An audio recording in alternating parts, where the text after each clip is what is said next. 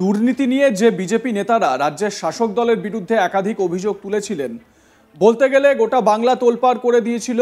এবার সেই বিজেপি নেতাদের দুর্নীতির অভিযোগে গ্রেপ্তার করা হয়েছে। বিজেপির মন্ত্রীর ঘনিষ্ঠ বলে জানা গিয়েছে।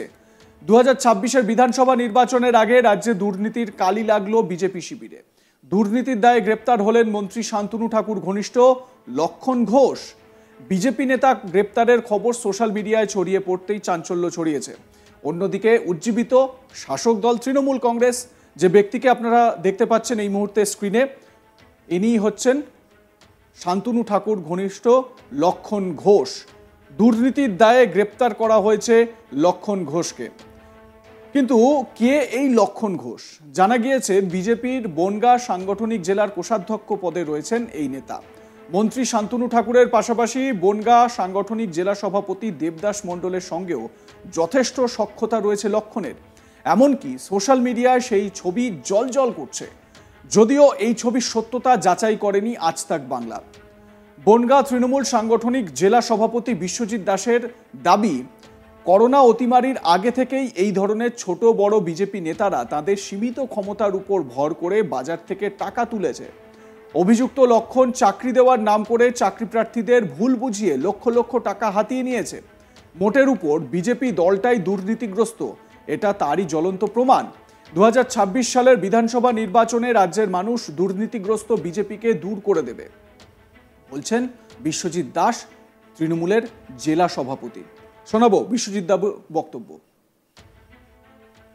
জেলা কমিটির কোষাধ্যক্ষ লক্ষণ ঘোষ জেলার সভাপতি দেবদাস মণ্ডলের ঘনিষ্ঠ বৃত্তের মধ্যে থাকে এবং দেখা গিয়েছে শান্তনু ঠাকুরের ভীষণ ক্লোজ, কেন্দ্রের মন্ত্রী, এখানকার সাংসদ।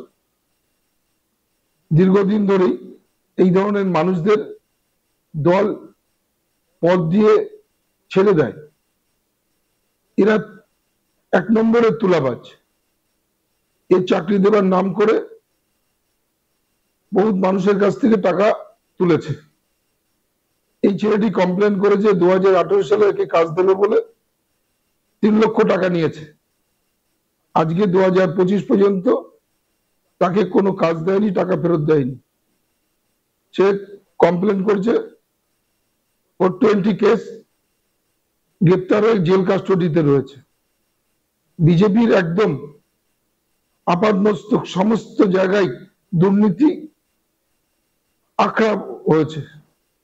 এরা দলীয় পদ দেয়, টাকা নিয়ে সেও টাকা তোলে। এরা ক্যান্ডিডেট করে টাকা নিয়ে, অথচ এরা টাকা তুলবে এবং এদের একটা বৃত্ত আছে যারা সামান্য এইটুকু ক্ষমতা পেয়েছে, সেই ক্ষমতাটুকুতে যেভাবে অপব্যবহার, তুলাবাজিতে সিদ্ধহস্ত, দুর্নীতিতে ছেয়ে গেছে। মানুষ কতটা ভুল করেছে মানুষ এবার প্রতি পদে পদে বুঝতে পারছে। আগামী দিনে এর জবাব পাবে। এই তুলাবাজদের মানুষ দূর করবার জন্য 26-এর বিধানসভায় বেছে। এই ঘটনার তীব্র নিন্দা জানিয়ে বিজেপি সাংগঠনিক জেলা সভাপতি দেবদাস মণ্ডল বলেন, বিজেপি দলের বা বিজেপি পার্টিতে ঘনিষ্ঠ বলে কিছু হয় না। কে কার সঙ্গে ছবি তুললো এবং কোথায় পোস্ট করলো সেটা দেখার দায়িত্ব দলের নয়। যদিও পক্ষান্তরে এই ঘটনার কথা স্বীকার করে নিয়ে তিনি বলেন, এটা 2018 সালের ঘটনা। 2018 সাল থেকে তিনি জামিনে মুক্ত আছেন। আদালতে হাজিরা না দেওয়ায় গত বৃহস্পতিবার তাকে গ্রেপ্তার করা হয়েছে। এটা ওই নেতার একান্ত ব্যক্তিগত বিষয়, তার দায় দলের নয়। যদি কোনো ঘটনা ঘটে থাকে, আইনের পথে চলবে, তার বিরুদ্ধে উপযুক্ত ব্যবস্থা প্রশাসন নেবে। এতে আমাদের কিছু বলার নেই। তৃণমূলের যে নেতারা এসব সোশ্যাল মিডিয়ায় ছড়াচ্ছেন তারা আপাদমস্তক দুর্নীতিগ্রস্ত। দেবদাস মণ্ডল বিজেপির জেলা সভাপতি কি বলছেন শুনুন তার বক্তব্যটাও। বিশেষ পদে বলতে উনি ট্রেজারার, উনি হলো ট্রেজারার, বনগাঁ সাংগঠনিক জেলার ট্রেজারার।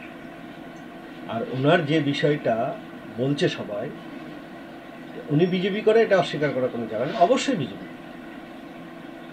কিন্তু এটা 18 সালের কেস। উনি কোর্টে হাজিরা দেয়নি, যার জন্য ওনার ওয়ারেন্ট বেরিয়েছে। এই ওয়ারেন্টের জন্য উনি অ্যারেস্ট হয়েছে। এবার আমাদের বক্তব্য, যদি ব্যক্তিগতভাবে কেউ কিছু করে তার দায় তার পার্টির নয়, তার দায় পার্টির নয়, সেটা তার ব্যক্তিগত দায়। টাকা পয়সা সংক্রান্ত কেলেঙ্কারি বলছে। যদি সত্যি ঘটনা ঘটে থাকে, সে তো বেলে আছে, সে ওয়ারেন্ট ছিল, যেহেতু কোর্টে ডেটে হাজিরা দেয়নি তার জন্যে তাকে কোর্টে প্রডিউস করে দিয়েছে। এটা 2018 সালের ঘটনা, আমি যতদূর শুনেছি। তৃণমূলের যেটা অভিযোগ, এই যে বনগাঁ সাংগঠনিক জেলা সভাপতি দেবদাস মণ্ডলের সহচর্য থেকেই এই প্রতারণা করেছে। দেখুন, ও চোরেদের কথার আর কি উত্তর দেবো? ওরা হলো ওদের রন্ধে রন্ধে চুরি, চুরি। আর ভারতীয় জনতা পার্টির বিষয়টা সকলেই জানে মানুষ, যে এইসব কাজে কোনো প্রশ্রয় দেয়। যদি তারপরেও যদি সে অন্যায় করে থাকে, তা তার তদন্ত হবে, তদন্ত হয়ে যা শাস্তি হবে তাই হবে। সে তো অ্যারেস্ট হয়েছিল 2018 সালে, অ্যারেস্ট হওয়ার পরে সে তো বেলে ছাড়া পেয়েছে। দেখছি ফেসবুকে পোস্ট হচ্ছে। হ্যাঁ, যাবো। দেখুন, সে গত বৃহস্পতিবারে অ্যারেস্ট হয়েছে। অ্যারেস্ট বলতে আমি আবার বলছি, কিন্তু সে কোর্টে টাইম টু টাইম হাজিরা দেয়নি বলে তার ওয়ারেন্ট বেরিয়েছে। সেই ওয়ারেন্টের পরিপ্রেক্ষিতে তাকে অ্যারেস্ট করা হয়েছে। এতদিন কোথায় ছিল এরা যারা বলছে? আর যারা বলছে তারা কারা? তাদের তো সর্বঙ্গে দাগ, তাদের রন্ধে রন্ধে চুরি, তাদের রক্তে মিশে গেছে চুরি যারা বলছে। ফেসবুকে পোস্ট হচ্ছে। দেখুন, ফেসবুকে পোস্ট যারা করছে, এ তৃণমূলের দালালরা। ওই যে লিখছে অনুগামী অমুক, অনুগামী, বিজেপিতে অনুগামী বলে কিছু হয় না। যেমন ধরুন, আমি জেলার সভাপতি, কত লোকে ছবি তোলে, তার মধ্যে কে ভালো কে মন্দ, তার ব্যক্তি জীবনে কি আছে সেটাকে আমি দেখতে যাবো? না, সে দেখার সময় আমার আছে, না সে দেখার দায়িত্ব আমার।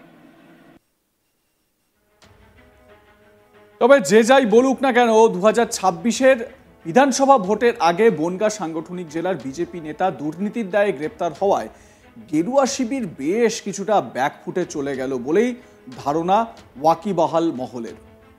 এবং এ বিষয়ে স্বাভাবিকভাবেই তৃণমূল কংগ্রেস উজ্জীবিত হলো এবং তৃণমূল কংগ্রেসের বিরুদ্ধে বারবার যে দুর্নীতির অভিযোগগুলো সামনে আসে, তৃণমূল কংগ্রেসের দুর্নীতির অভিযোগে যারা গ্রেপ্তার হয়েছেন, যারা এখনো পর্যন্ত জেল মুক্তি যাদের হয়নি, যেরকম পার্থ চট্টোপাধ্যায়, তো সেই বিষয়টিকে কাউন্টার করার জন্য তৃণমূলের কাছে আর একটা অস্ত্র চলে এলো, বিজেপির বিরুদ্ধে দুর্নীতির অভিযোগ।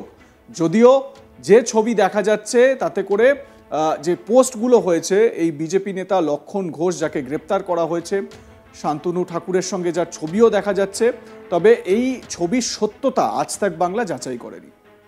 এ বিষয়ে আপনাদের মতামত কি জানাতে ভুলবেন না। দেখতে থাকুন আজ তাক বাংলা, সাবস্ক্রাইব করুন আমাদের ইউটিউব চ্যানেলটি।